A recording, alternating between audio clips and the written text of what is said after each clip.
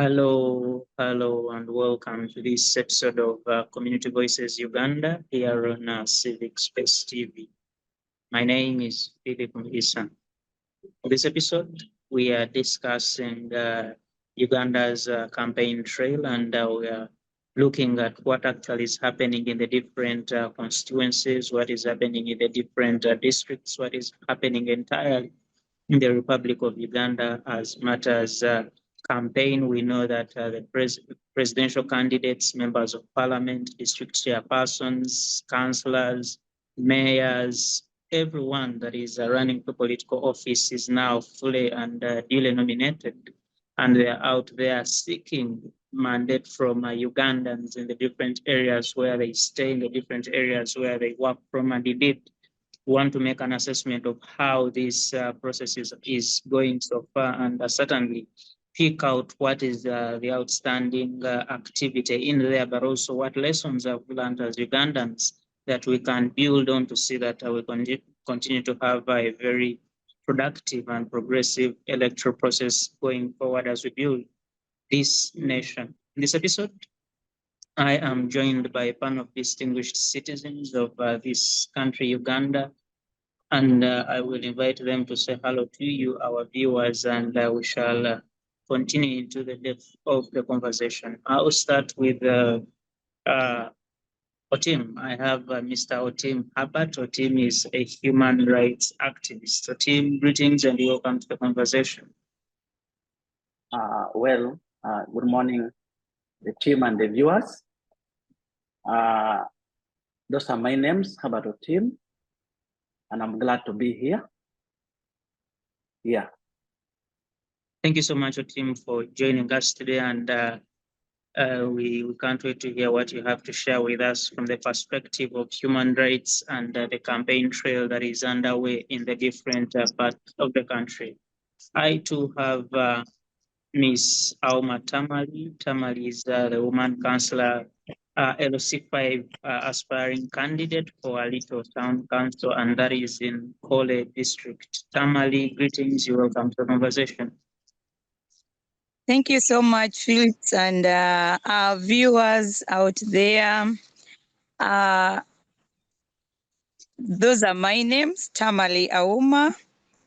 I am the aspiring LC5 councillor for Little Town Council. I am also the executive director for Grassroots Defenders Initiative. We are based here in Laon Sub-Region, and this morning, I'm glad to be speaking from Kole, and I'm sending special regards to my people. All right, thank you so much for being in Kole. And you see, we are discussing the campaign trail, and certainly when I look at my panel today, you're one of those people that are actively campaigning for an elected position. That is the woman councillor, LOC5, Little Town Council. And I want to hear from you, as a candidate that is standing in this election, when you look at the ground where you have campaigned, but also where your colleagues are campaigning from the lower levels to the higher levels, what assessment would you make of the processes so far? And certainly, are there things that have stood out for you that you would want to share with us today? Yes, Tamali. Well, Phillips and everyone, basing on the assessment of what is on the ground, being someone who is every day in the field doing something with the voters, and also not only my own constituency, but also viewing Lango sub-region, because at least I am in touch with the radios and social media here and there. I can say that it has started on a smooth note, though tensions are building in some areas. And recently, I said something on Civic Space TV. I know it's even on record about the elections of Lira City, woman member of parliament. I think much tension is in Lira City. Here in Kole, where I am, there is no much tension, though people are on ground, and you can see every day at least a candidate is somewhere in some sub-county campaigning. But I'm talking about the parliamentary candidates and the district chairperson aspirants. With us here, it is smooth. I've not heard of anything. I've not heard of violence. I've not heard of anyone being arrested or anyone has been assaulted. But of course, we can. What we're experiencing is just a little bit of tension among voters, because you see most of people here are flag bearers. You find that flag bearers of different parties are campaigning, and now the tension is building between supporters of these different political parties. But something to highlight, recently, about 2 days ago, I think a journalist was assaulted. I think even the issue is before police have not followed up, but a journalist was assaulted in Lira City. That's something that I don't want to forget to say, because it is something that most of us condemn as aspiring candidates. We really condemn violence from all angles, both from state actors and non-state actors. And I pray that most people, especially aspiring candidates, to tame their crowds, tame their supporters, control them. Even when they want to turn rowdy at some point, you still have the power as a candidate to control what is building up, because at the end of the day, it will cost you, the candidate. Phillips and everyone, what has stood out for me is most of the candidates, because I am not saying that let us leave the Lira City issue, but in other areas, I want to say that there is peace. There is peace in the campaign trails, and for me, it is standing out because in a peaceful environment, everything runs smoothly, even when the little tensions are building. But I still see that when peace is upheld, we are able to sail on smoothly. And I want to credit those ones who are involved in the electoral processes, yeah, if we continue like this to the very end, we shall have a smooth electoral process of 2026 that is coming. Thank you. Let me stop there for now. All right. Thank you, Tamali. And you gave us a good account of what you've observed from the electoral trail. And certainly, we're going to build on that as we continue with our conversation. And Otim, you are a human rights activist. And when I listen to Tamali here, she's telling us that there is not much tension. It is smooth, no arrests, no violence.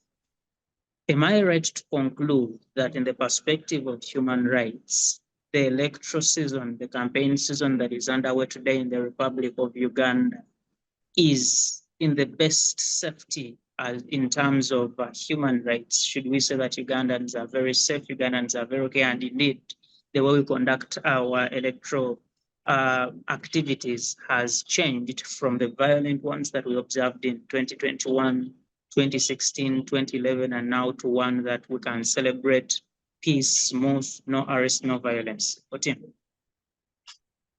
Well, thank you so much, the listeners. We can't celebrate yet because how much there is fairness this time compared to 2021 elections. There's some issues somewhere in upcountry or even here within Central. We're seeing still people being arrested, people in prisons. There is no freedom of speech. I don't see that. So when she says it's fair, to some extent, we can say we are fairly moving. But if we truly want a democracy, I think there should be freedom for everyone, freedom to exercise, freedom to really participate in free and fair election. But I can't see that. Why? Because I'm seeing this issue of unopposed candidates. How can we gauge that truly became unopposed, that he or she was the only one who was vying for that position? That unopposed candidature comes due to intimidation. When we draw back to some district, let me say, I come from the east. There's a district whereby the candidates who had shown interest in some position were locked out. So really, that can't give us a good light. It shows there's something wrong. Then, when it comes to voter engagement, we see, yes, some of the candidates are really engaging with their candidate, with their voters, but we see coercion here. We see division even in our communities. Who supports who? If you don't support me, so you're not going to benefit from all the government programs, if any. So for me, I can't really say that the country is doing well when it comes to human rights. So maybe, Otim, if you allow me, for example, quoting from you, you say you don't see freedom of speech. You say you don't see how candidates can become unopposed, and you say some of the people were locked out. I want to pick this widely. For example, when you say there is no freedom of speech, at least I have observed and seen both physically, but also from the different mediums, candidates from the National Resistance Movement speaking to their supporters, candidates from the National Unity Platform, candidates from the Democratic Party, candidates from the PFF, and all the other parties speaking to their supporters. And I want to ask, when you say you don't see freedom of speech, what exactly do you mean? And perhaps you have a live example of the same that we can rely on to say that actually in this particular place, there is a denial of freedom of speech. Looking at Kampala, we can see what is going on. Some of the candidates, maybe that belong to a certain party, were arrested before or even some after being nominated. They're in prison, but they're not allowed to interact with anyone. But also, you see sometimes when we talk about democracy, when campaigning, there are some candidates who are not allowed to campaign in the city centers. So do you refer to the contestant for Nakawa East, the Honorable Waiswa Mopombero, when you say some candidates were arrested before being nominated? Yes, please. But also, when you look at the presidential candidate for No, you get to realize that there are some places, if the venues are always changing, because even when he's going to certain places, they don't allow him to pass in the main road. I don't know why, but when other candidates, let it be FDC, whatever, those candidates are campaigning freely. However, there's some intimidation. But when it comes to No, I can see there's some kind of segregation there, because I don't see really some freedom. They're attacking hotels where they're sleeping. So there's nothing much really. So all right, and thank you so much for that account, and we build more on that as we proceed with the conversation. And here on Community Voices Uganda, we are joined by Her Excellency Sayuni Hellen Ashaba. Hellen is the president of the Uganda Young Democrats. Hellen, greetings and welcome to the conversation.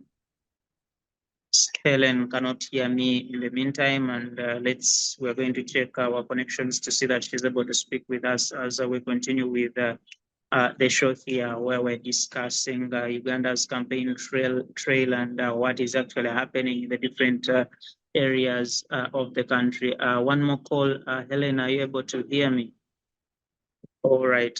Let's see how Helen is able to connect with us so that we can speak to her. But as we wait for her, Tamali, I want to come back to you and let's speak about rules. When you are in the campaign trail and you have to go and speak to your voters, there are specific rules you must rules and laws you must abide to. Some of them are set by the Electoral Commission, but we also have those that are enlisted prior in the Constitution. You have those that are listed in uh, the, uh, the different statutes out there that are linked to this activity. And I want to understand, for example, when Otim says some people were denied access to specific places, he says some people were arrested, some people cannot use specific roads.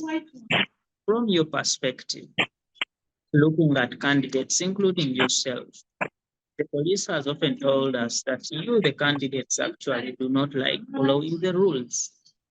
How do you respond to that comment from the Uganda police? But two, how is the general reception of following rules as you undertake your campaigns as candidates across the board? Phillips, I want to even start by saying that there is a gap, whereas we have rules that have been set. I am now speaking from experience as a candidate. And this, I accept it to be on record that both Electoral Commission and security have not done enough to educate the candidates. And for me, as someone who is participating in this general election as a candidate, I still recall a meeting that was summoned for us, the candidates, to draw our campaign programs. But in the drawing of campaign programs, it was done by the Electoral Commission of the district. It was strictly drawing the programs. By the time we left that meeting, Phillips, I want to tell you that there was no warning that was given to any candidate except for voter bribery. But I know with my own experience in the previous elections, I know that there is time for campaigns. There are also days for campaigns and venues for campaigns. But I want to say this, that no candidate was briefed on that. And I don't know whether this time round it has been zeroed to voter bribery only, because I know that's not the only electoral law that we have in this country. But it has been zeroed to voter bribery. If you're seen giving money to voters, that's when you'll be apprehended or disqualified from the race.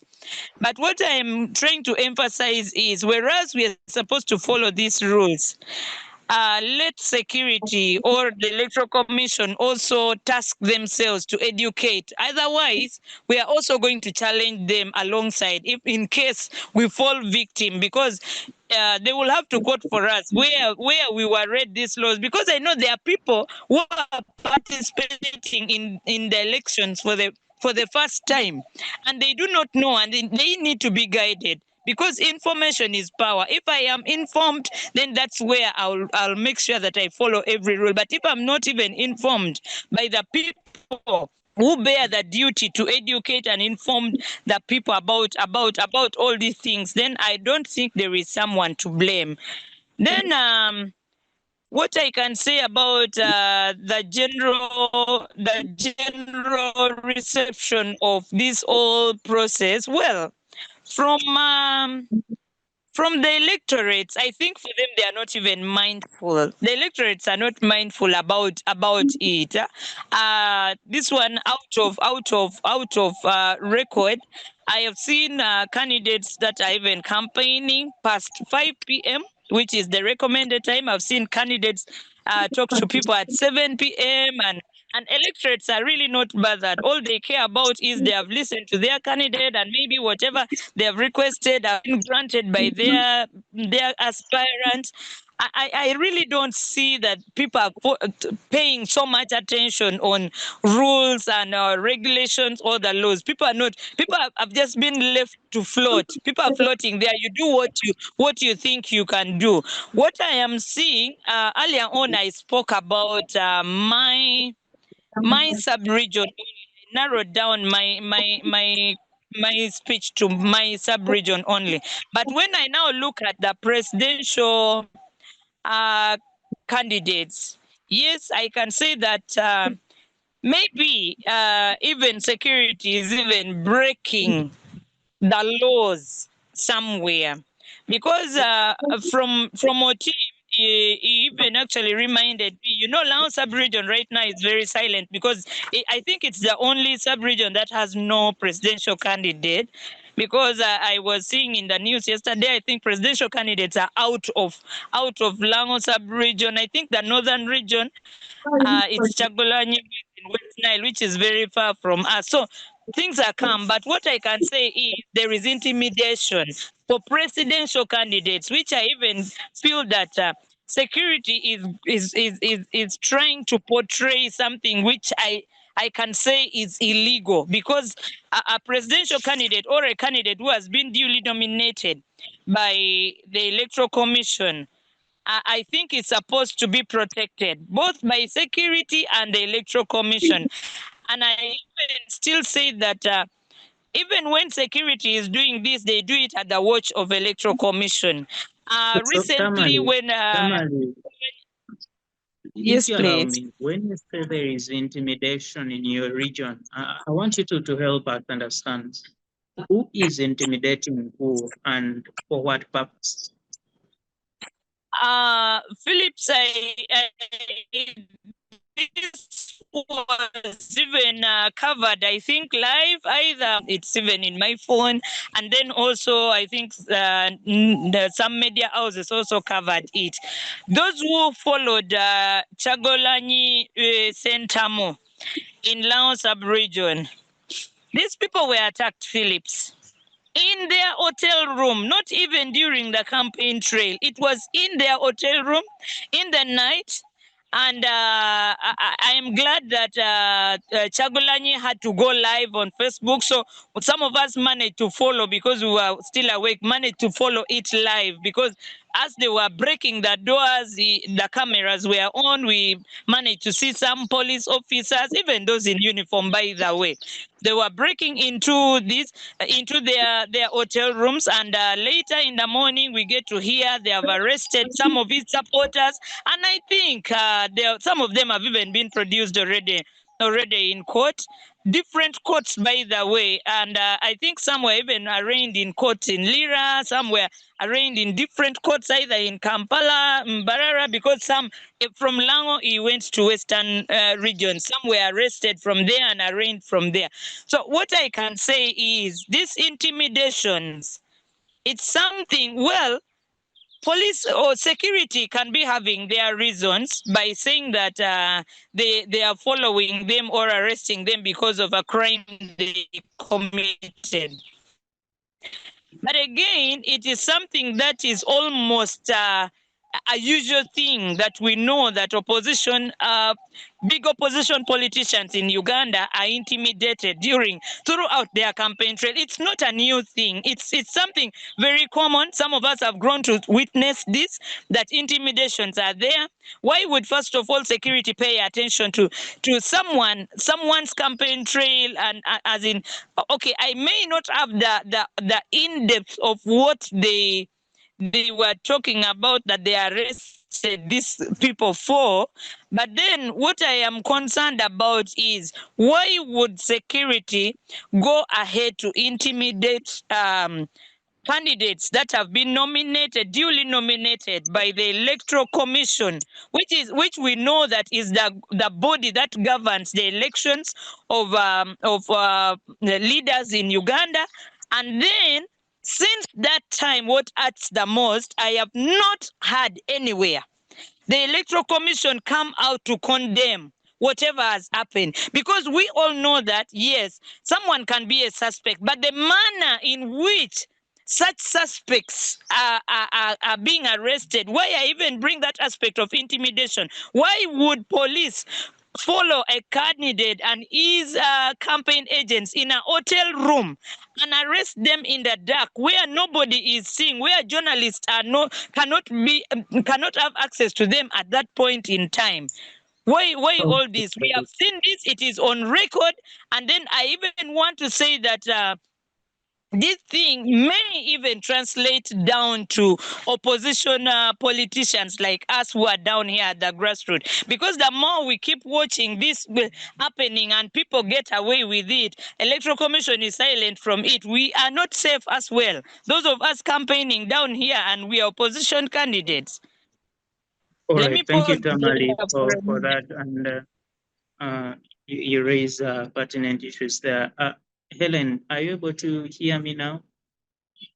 Yes, I am. I was hearing even from the start the problem was with my test settings.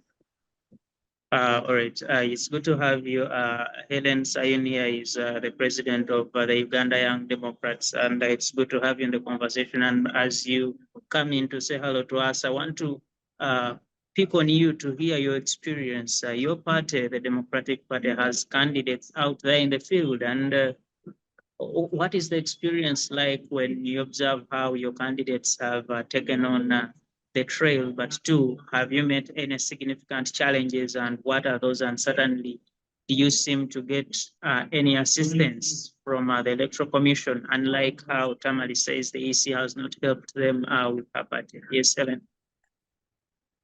Thank you, Philip, for hosting us. I am sorry for joining in late. I had a long phone call, so I took time to join, but I'm glad I'm finally here. I have listened to both Otim and I've forgotten the name of the lady who is just from speaking, and I don't know whether I'll be allowed to rebuttal a bit. But with us, the Democratic Party, I think apart from the challenges that our candidates faced during nominations, where some of them were not nominated, the rest of the things are okay. Those that were not nominated, we followed up with the Electoral Commission. And I can gladly say that they are working on our issues. One of our candidates was not nominated because of the disorganization of the candidates themselves. Others because they failed to meet the time frame of the nomination day. But for us, we do not have issues too much with the Electoral Commission, maybe with the disqualification of our candidate for the elderly in the East. Because you realize Ofonopondo now is unopposed, but we had a candidate there.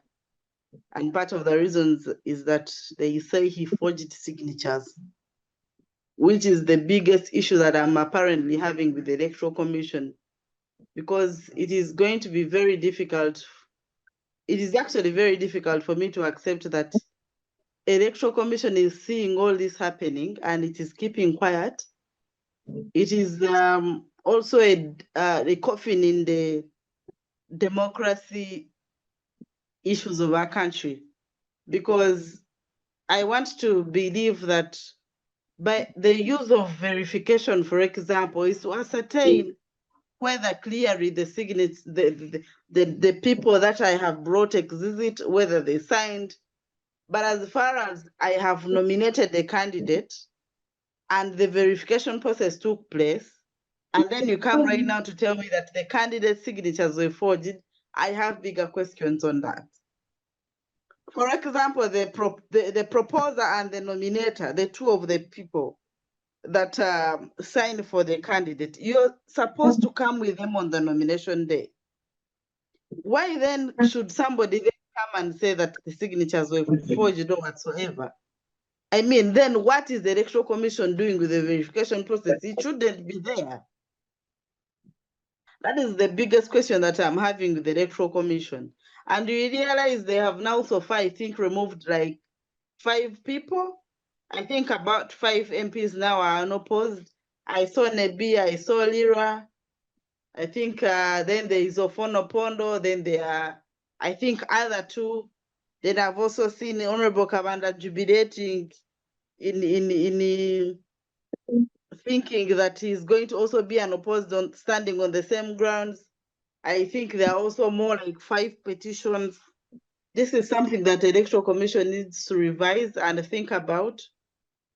So, Because Helen, if you allow me, if you allow me on yes, that yes. very issue, because like you said, the Electoral Commission has a duty to verify the signatures before nominating a candidate, and now you realize when they disqualify a candidate on their very own responsibility, it should tell me as a citizen that actually they were incompetent in their verification process. And the Democratic Party and any other political party that has fallen victim of this, do you think now they should consider suing the Electoral Commission for this violation? And certainly, but secondly, do you think that actually that should be a matter that will affect the final outcome of the election, that people will cite incompetence and cite some of these scenarios as what should be for their evidence of incompetence after the general election? Yes, yes, Philip, definitely it is a sign of incompetence. Electoral Commission has very many questions to answer about this issue. And I think any serious also by Ugandans should not look at this thing as a small issue. Remember, it started with even the presidential candidates. Some of them were not, actually those that were not nominated, the ground that Electoral Commission was giving is signatures. That some of them did not meet the standards of the signatures. I think the number, and maybe some had forged. I remember Aunt was sent back because some of the signatures, they said they appeared in some other files.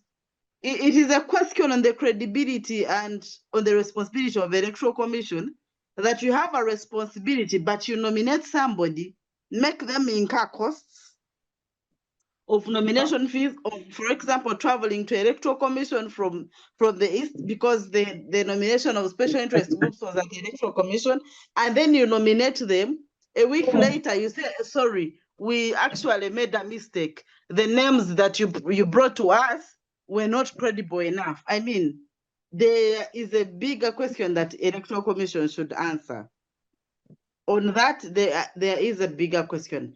But on the general overview, minus that's a serious query that I'm seeing, I hope it does not go on anyway and cause more alarm, because if it continues happening, we are likely to start with the parliament that will even have like over 50 unopposed MPs. We also have a case in Power West where the Electoral Commission itself nominated people allegedly for a constituency that does not exist. And it's also a matter to be determined by the same commission. I have debated that issue, and I think it's going to be very difficult if it is about nominating you in a wrong constituency. Because I was comparing with issues where they nominate a candidate who has no papers, and they have always repeated these elections, and the Electoral Commission goes away with it. It has happened. So it can still happen on this issue of the constituency.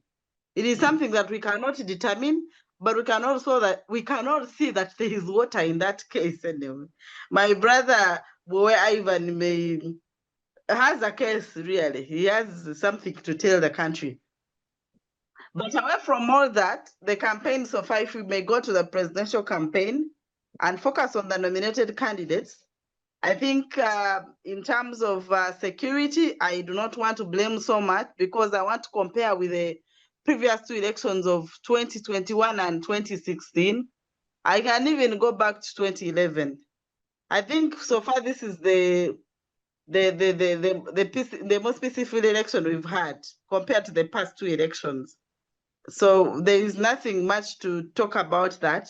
Maybe to also talk about I think there is a problem with some of the presidential candidates.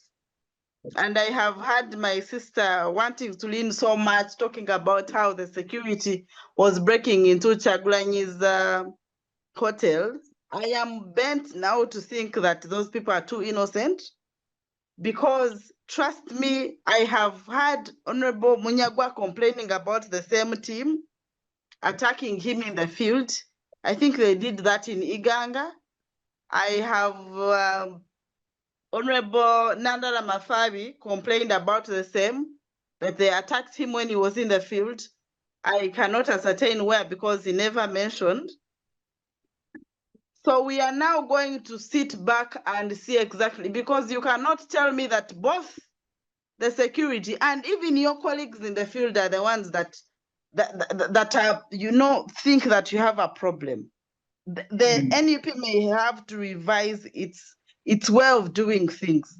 Because now if you start attacking opponents, then when security says you're attacking them, and even parading pictures like I saw in the ones they paraded for Lira, no, I think Arua, us the citizens may not have something to say about it.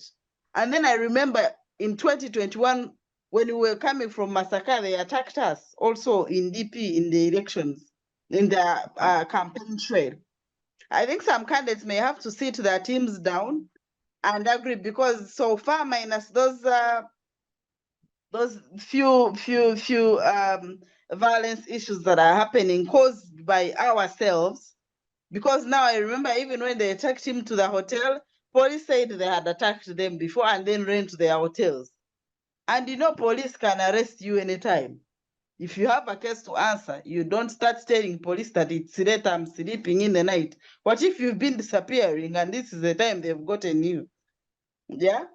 So I think our candidates need to revise their means of doing things, go to the campaign, give your message. I think, and security this time around had given us leeway. They had stepped out of our things. I think it is the candidates that are stepping back then on the feet of the security operatives. Minus that, I haven't seen any bigger issue like we've been attacked on the field. There is like previously, people would be on a rally and you just see tear gas flowing all over. It has not happened so far, and I think that is a credit on the Electoral Commission and the security operatives. All right. Thank you so much, Helen, for that analysis and account of what has happened so far. And maybe in the next segment, you speak to us about what the trick is, what the magic is, because it happens to be your party president that promised us an election that like the one you are describing here. And maybe later you might want to disclose some of the antidotes he used to vaccinate some of the vices we usually see on the campaign trail. We are joined by Ankunda Best Arnold, and Best is a candidate in Isingiro district. Best, greetings. If you can hear me, please unmute and speak to us. Yes, a very good morning, Mr. Muliisa Phillip, for hosting me again. I'm Ankunda Best Arnold, and a good morning to everyone, my fellows who are in. I'm a PFF flag bearer, the parliamentary candidate of Isingiro County North, and I'm happy to be here to join you, though apologies for coming late because I had earlier communicated about it. I had a radio talk show at Cruise FM, and now I'm out. All right, thank you, Best. And quickly, I want to hear your experience from the campaign trail in Isingiro, the opportunities you've seen on the trail, but also some of the challenges you faced, and what you think needs to be changed from the side of the voters, from the side of you, the candidates, but also from the side of the state. Yes, number one is that the people of Isingiro North, they are ready for me. They have welcomed me. And just because of what I've been telling them, that coming into this bid, it is simply because after witnessing the decades of operation, manipulation, and stagnation, after seeing them crying for change, I came to be their voice. So they have applauded it, they have welcomed me, and they are testifying, they are pledging to vote me come 15th January. About the other things, an example now about the Uganda's campaign trail. It has been marked by controversy with very many concerns about the electoral commission, the police, UNEP, taking sides. I myself am a victim of what is happening about the people who are being disqualified from their candidature, employing some of the candidates to be unopposed. I myself have been a victim. I don't know if you know about it, but then of recent, I was called by the Electoral Commission in Kampala to pick my petition about how I forged the signatures of two principal nomination signatories of my people. So when I tried to make research from these people. The people they were that the Electoral Commission purportedly told me they were petitioning. I found out that it is the incumbent member of parliament and the RDC of Isingiro district that called these people, bribed them, intimidated them, coercing them to go on and claim that I forged their signatures. And when the Electoral Commission landed into this, remember it had been past days of petitions. So it clearly went on around that petition, even when it was past days of petitions, it allowed it just because it was brought by one person, that incumbent I'm talking about. And also went on to say that these people surely that I forged their signatures. When I talked to the tribunal, because I was called for the hearing, when I sat to the tribunal, I showed them evidence. I had an audio recording. I had a testimony of one of those people that were intimidated and used. So the Electoral Commission still, it has hoarded our campaign. It has not allowed me to continue with the campaigns, and also it has continued to not to give out the clear excuse, the clear data to help us continue in campaigning. So this brings me to reasons as to why I'm saying that there are very many controversies from these institutions of Electoral Commission, police, and you name. So maybe Again, before you leave that point, Arnold, if you allow me, because when you said your two of your signatories were coerced or bribed to say that they did not give you their signatures, and the Electoral Commission says, let's look into this matter. Did they hold only your campaign or everyone that is contesting for Isingiro North? They holded my campaign. They holded a campaign of another man called King James. He's also contesting, and he's alleged to have not studied Form 6. And some other noob guy also, they have hoarded his campaigns. But other contestants, that is the incumbent, is allowed to continue campaigning. So I see, I stand to say that that is a controversy, that is injustice caused by the Electoral Commission. Who is that incumbent that you talk about? Minister Bright, Honorable Bright Rwamirama. Okay. Yes. So I see, of course, the campaign trail, the Uganda's campaign trail. With that, Mr. Yes, you are back. And Mr. Philip. Yes. Thank you so much I don't know if for you're giving us that account. And I want to hear from you. Can you hear me? Yes. Yes, I want to hear from you.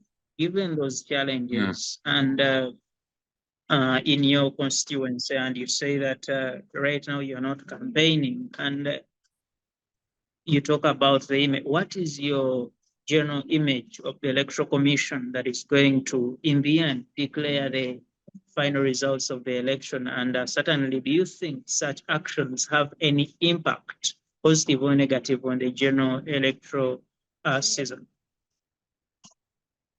Thank you very much, Mr. Philip. I still stand to say that I'm already biased with the Electoral Commission. At the start, they started with the credit, how we were nominated, how we were treated in our nomination days. But today, and I remember last time I did, but then later, I see a bias. Why? Because if you go on and disqualify unfairly people, how about after? Actually, how about on the voting day? What will transpire? Because currently I see they were taking sides to bring the incumbent to be unopposed, and it has failed. At the standstill today, the people are saying if these people are out of the race, you will see commotion in the district, you will see protest in the district. So what is expected of these people that have already started unfairly disqualifying people? How about on the election day? So I see bias already onto this electoral commission.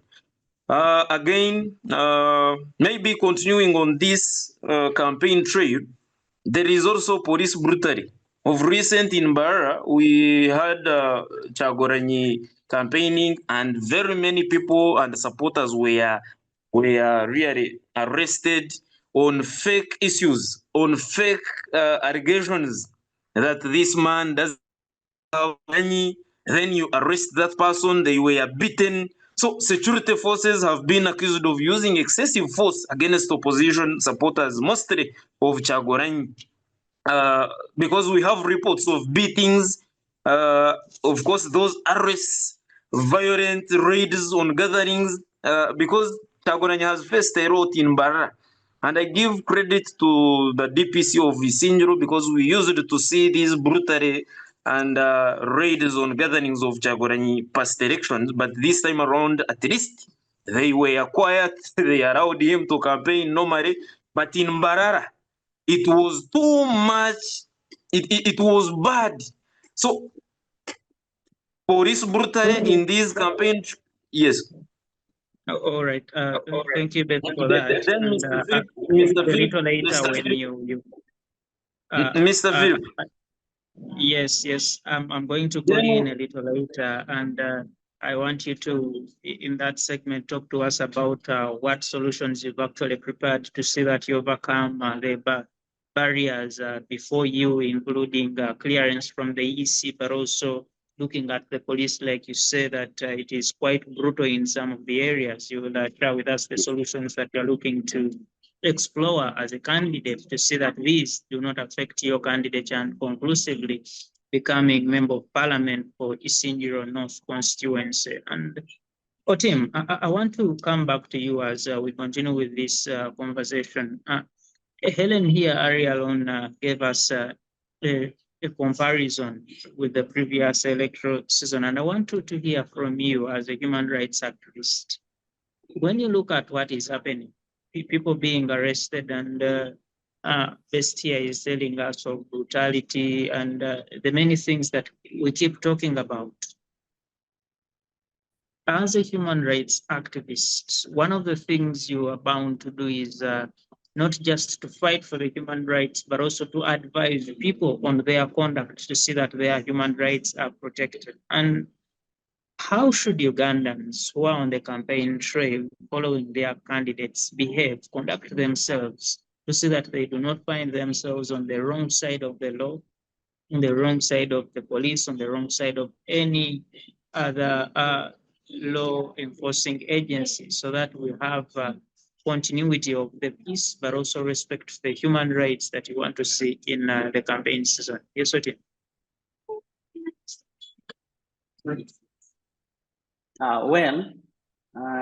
Maybe to begin with electoral commission. On my side, I see electoral commission sleeping on the job. In a very serious country, by now, electoral commission would have been dissolved. Because how can you nominate someone, then after some time, then again you say, you are the same people who will come and say, this person doesn't have the qualities we want. When you are nominating that person, what were you thinking? Then secondly, the guidelines. I don't see guidelines being disseminated down there to the community. Because I'm sure candidates in the ground, they don't know some of these guidelines, because I very much you say that voters have to be disciplined, but they don't have what to follow. So that's on electoral commission.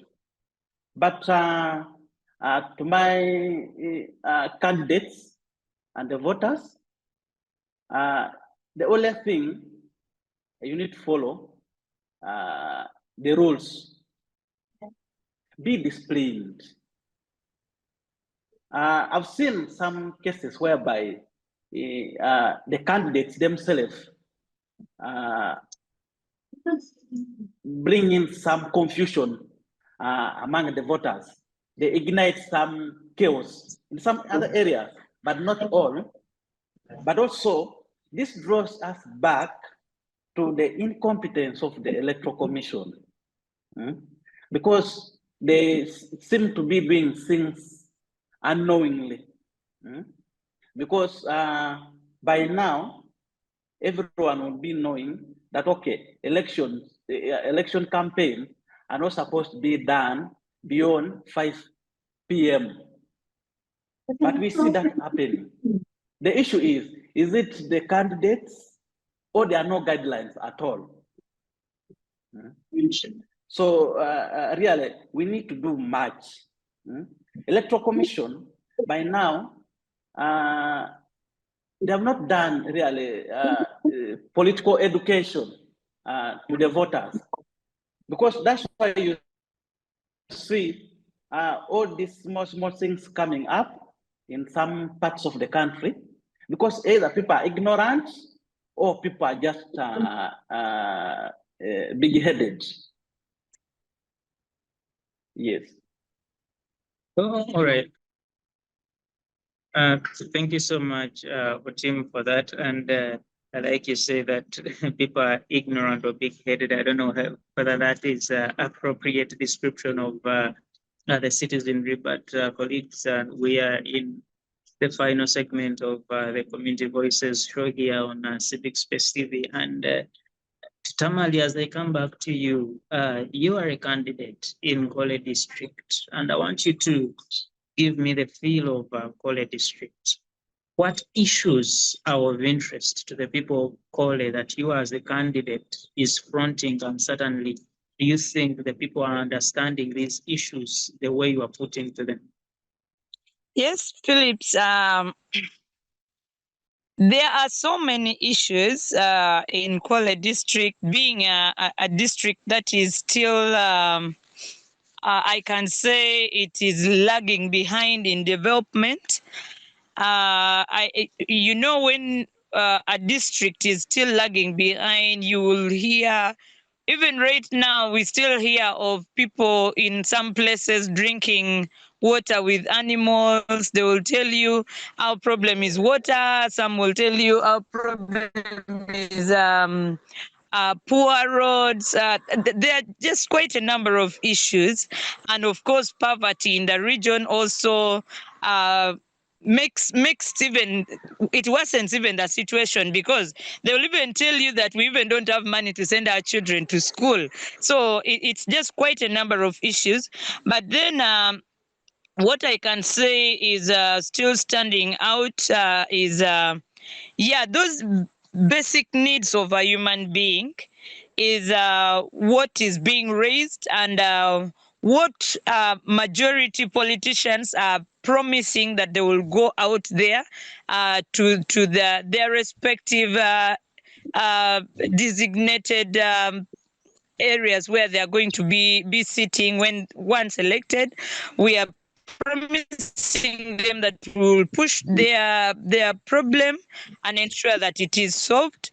And yes, I can't just be specific because it varies. There are places that will tell you, for us, our issue is inaccessible roads. Some will say that our issues are schools. Some will say their issues are roads. Some will say water.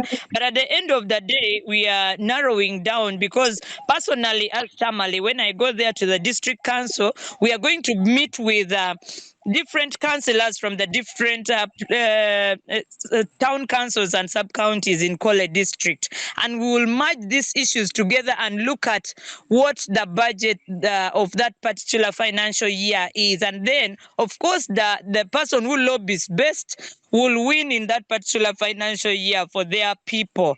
And I cannot say that this is the exact issue, but narrowing down to my town council, I think the first thing I will step council and talk about is the issue of dirty water that my people are drinking.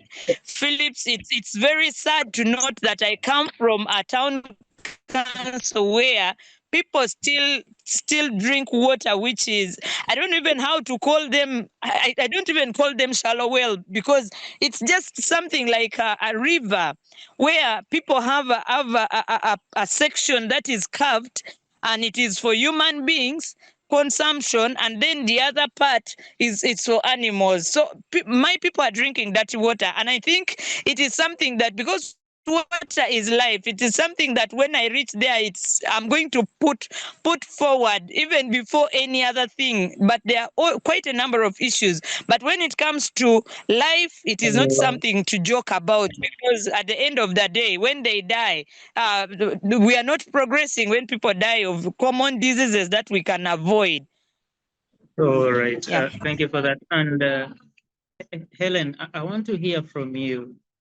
What issues are going to shape the national election at presidential level, and specifically, which candidate do you think will deliver on those issues that are very pertinent to Ugandans in this year of 2025 going into 2026? Yes, Helen.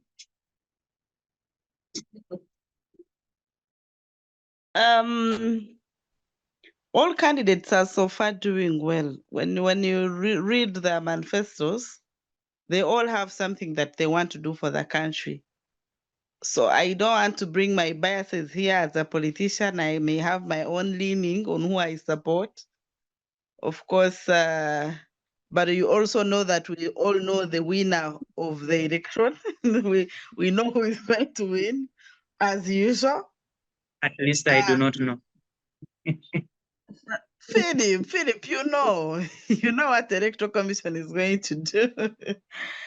Yeah, but I think I want to appreciate that all candidates so far have chosen to go on the ground and then sell their message to the people. And it is, of course, the people who will decide on who is going to tackle their issues very well.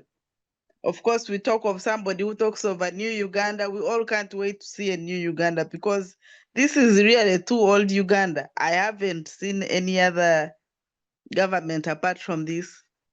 There is another one who talks about money in our pockets. We all want money. There is another one who talks about all of us eating on the same plate. All of us should eat. I think that is Honorable Munyagwa. General Muntu is having his broad issues, and he believes that we must build structures to uproot this government. So every candidate has something to add to this country, and we have to appreciate them for showing up, and then, because it is through them that we get enlightened.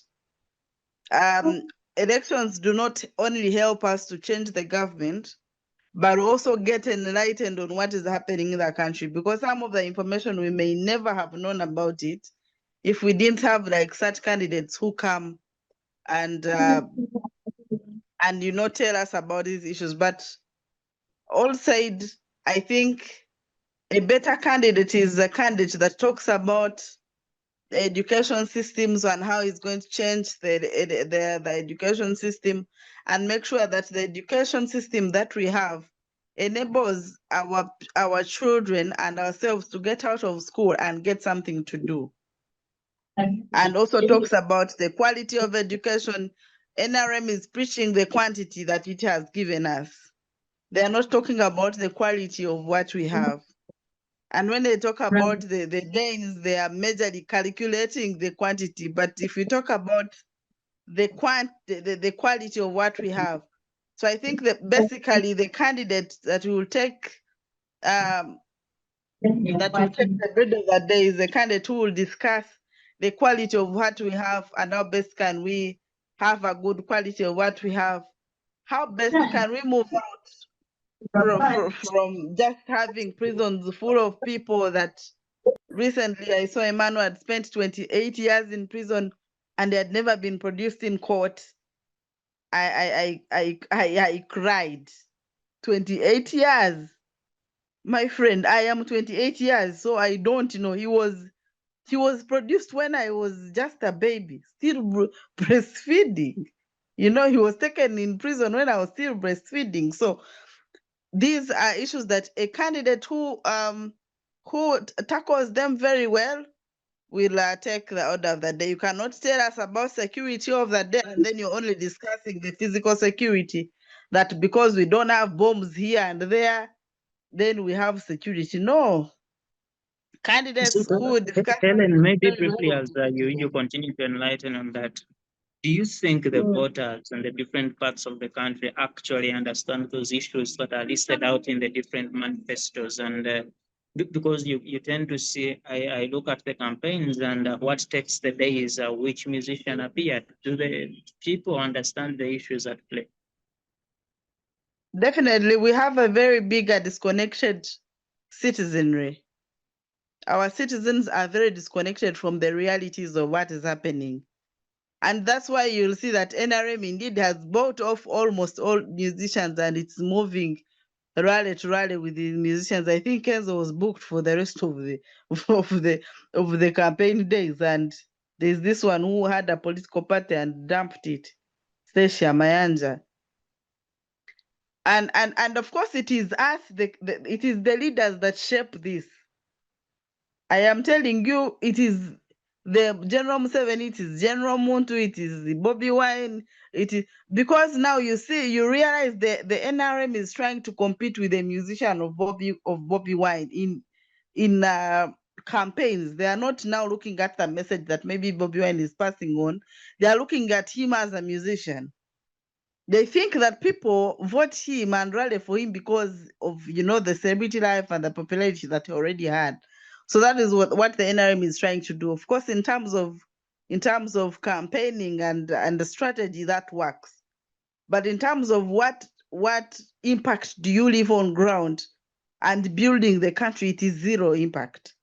If it is campaigning and making people happy, in comparison, it works for them as a strategy.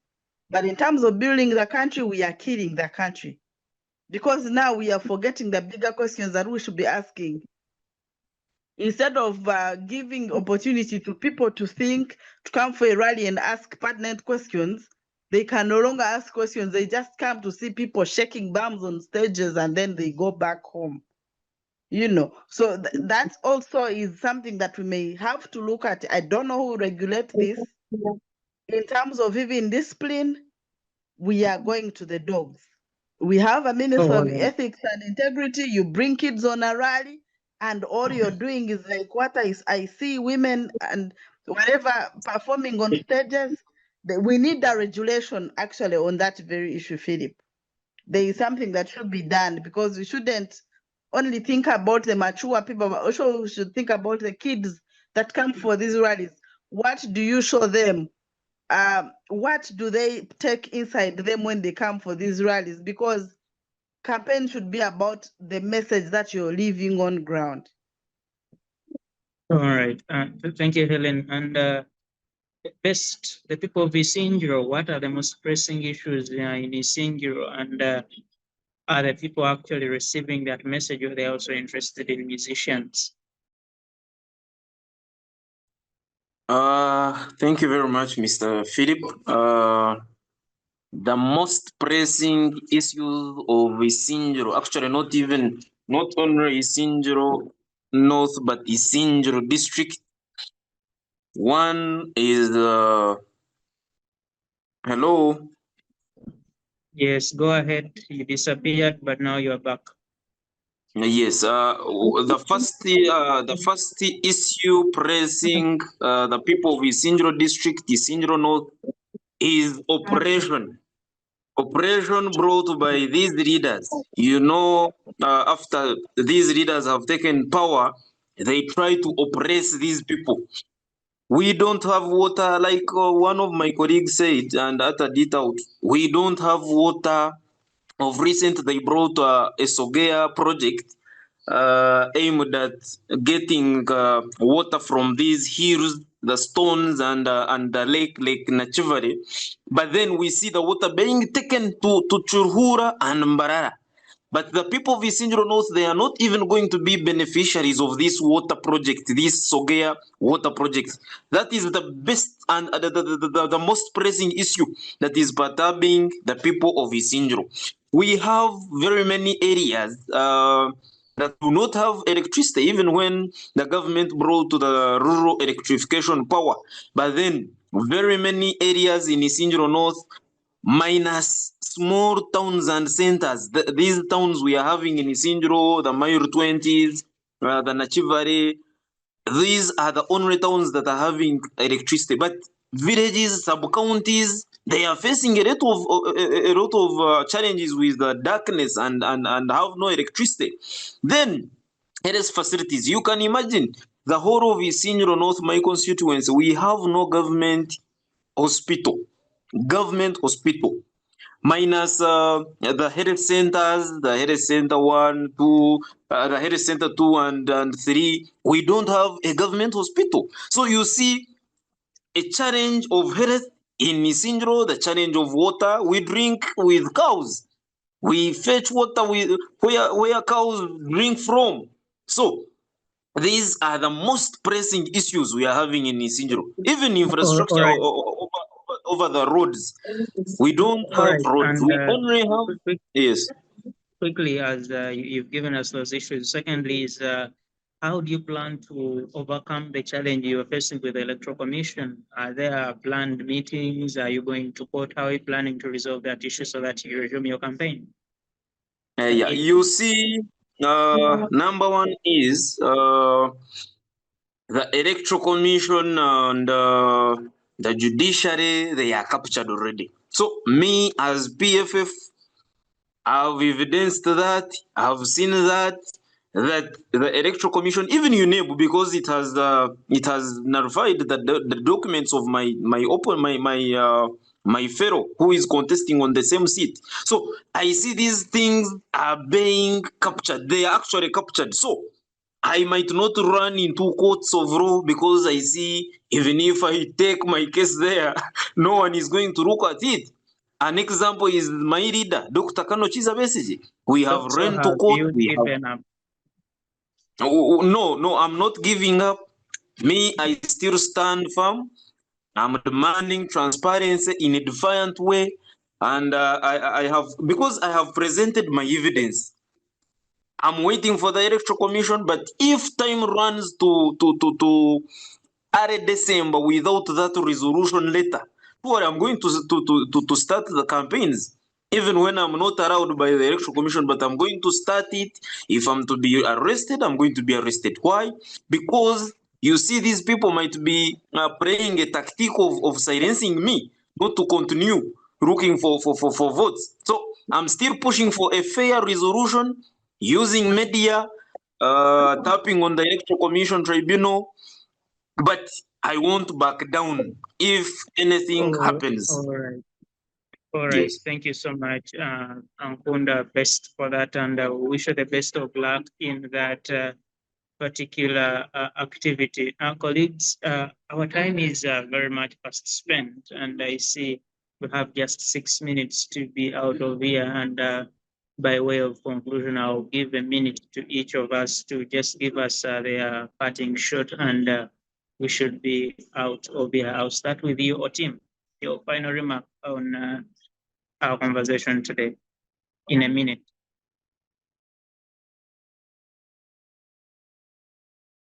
Please unmute.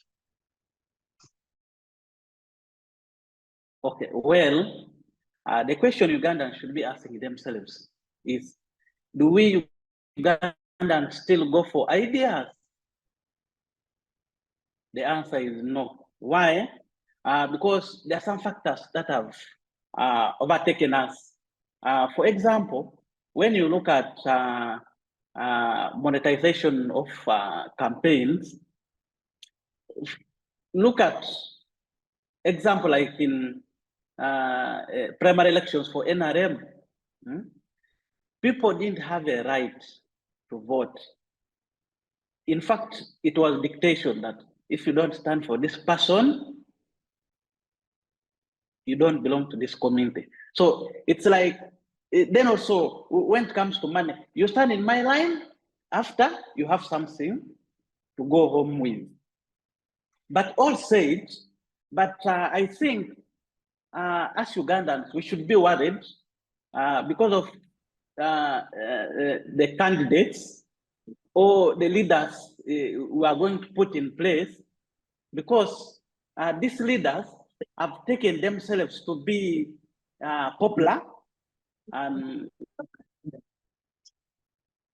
maybe because they have power and they have money. So the country should be so worried that which kind of leaders are we going to get in 2026? All right. Thank you so Thank much, Tim, for that. And Tamali, in a minute, your final remark. Yeah, thank you very much, Phillips. What I can only say, and I'm speaking now as an aspirant, and I'm advising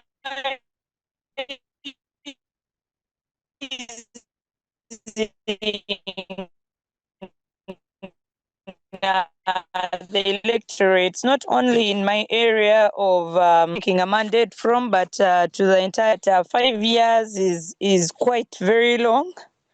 And what I can tell you is, don't exchange the 5 year. Exchange campaign handouts with the poor health centers in your community. The 5 years will cost you.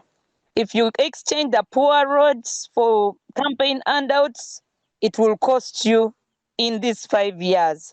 In all sectors, please be clear-headed and go listen to the people who speak to the reality of your community.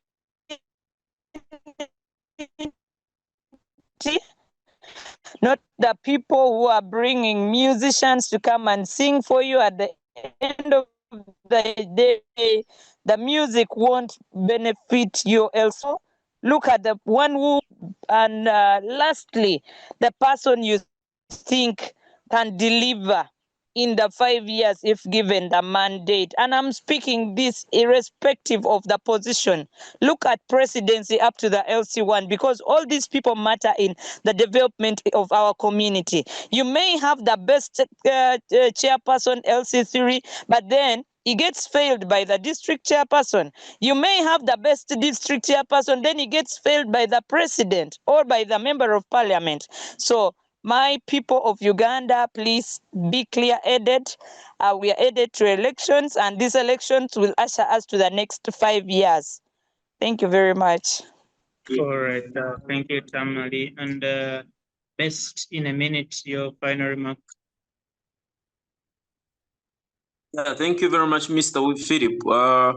In my final remarks, I want to call upon each citizen.